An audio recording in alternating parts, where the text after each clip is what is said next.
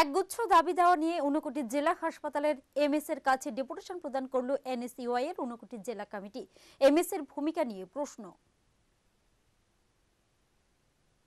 বেশ আগে থেকে কৈলাসহর স্থিত ঊনকোটি জেলা হাসপাতালে স্বাস্থ্য পরিষেবা নিয়ে রোগী সহ সাধারণ মানুষের মধ্যে নানা প্রশ্ন উঠেছে।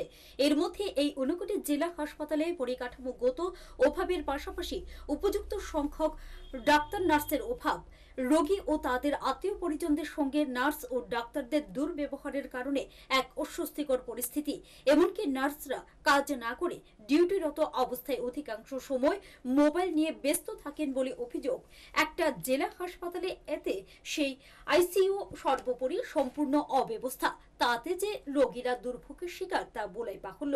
এই পরিস্থিতিতে এই সমস্ত দুরবস্থা দূরীকরণের এক গুচ্ছ দাবি নিয়ে বুধবার এনএসইউআই এর ঊনকোটি জেলা কমিটি ঊনকোটি জেলা হাসপাতালের এমএস ডাক্তার যদু মোহন ত্রিপুরার কাছে ডেপুটেশন প্রদান করল।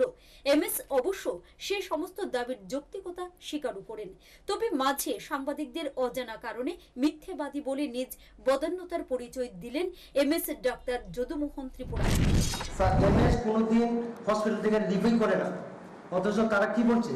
স্যার, আমরা এরপরে ডাকছি তারা, please come and see me whether I am here or not.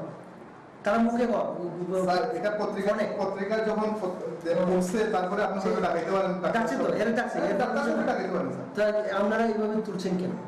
জানিয়া শুনে, জানুক না, জিনিসটা প্রপার জানুক, করুন, আপত্তি নেই, এটা তো ভালো। স্যার, তাহলে আপনার কথা হইলো স্যার, না মানে ওই সাংবাদিকরা মিথ্যা কথা বলছে। ঠিক আছে, অনেক সাংবাদিক মিশা কথাও লিখতে পারে। ঠিক আছে স্যার, কথা ঠিক আছে, ঠিক নেই, ঠিক আছে স্যার। আরে আচ্ছা ঠিক আছে স্যার, আমি তো বলছি, আরে একজন দৈনিক সংবাদের রিপোর্টারে আমি আমার চোখে ফোন করছে শনিবারে, বল স্যার আপনি তো অফিসে নাই, লোক লাগানো কিছু অক্ষণে আপনি আসতে আমার অফিসে, এবং আপনার কেস আনাইছে যে আমি অফিসে নাই, তাও আপনি লোকটার আনতে প্রমাণ করে যাও।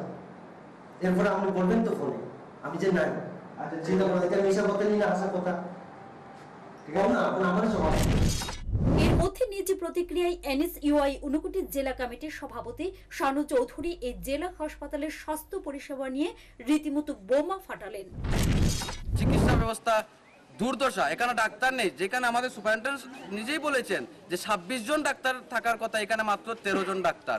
কিছুদিন আগে একজন শিশু এই ডাক্তারের অভাবে মারা গিয়েছে। আমাদের এখানে যে শিশু ডাক্তার একজনই আছেন যার নাম মিন্ময় দাস, কিন্তু তিনি গুয়াহাটি ট্রেনিং এ গেছেন 14 দিনের জন্য। যখনই মানে রুগীরা আসে তখনই শোনা যায় তিনি ট্রেনিং এ আছে, কিন্তু ওনার পরিবর্তে আরেকজন শিশু ডাক্তার আমাদের কৈলাসহরে নেই। আমাদের অবস্থা এই, আমাদের কৈলাসহর জেলা হাসপাতালে 30 জন নার্স কমপক্ষে থাকা দরকার, সেই জায়গায় এখন 20 জনও নার্স নেই।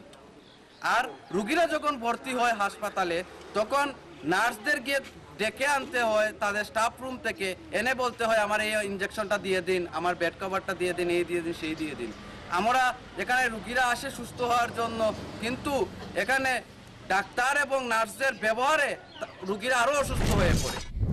তাদের দাবি সমূহ অনতি বিলম্বে পূরণ না করা হলে তারা অদূর ভবিষ্যতে বৃহত্তর আন্দোলনে যাবে বলে ঊনকোটি জেলা এনএসইউআই এর হুঁশিয়ারি।